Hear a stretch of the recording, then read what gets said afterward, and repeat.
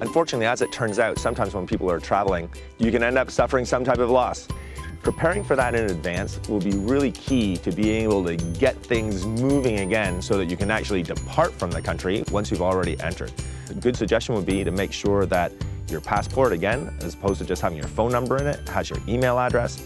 You should take some photos of your documentation, things like credit cards so that you know the numbers, driver's license, your passport. And if you want to renew your passport in a foreign country, you'll need to have your birth certificate.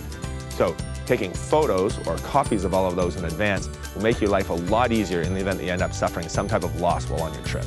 With all your gear and luggage, sometimes it just doesn't show up. It may, in fact, not necessarily be lost, but it may have been held back to go on the next plane to the destination. That's why it's really important to have all of your bags labeled with your actual final destination. That'll make it much easier for the airlines in the event that it shows up a day late, that they'll be able to get it out to your destination so you can start using your gear. Also, good idea to label it with your email address.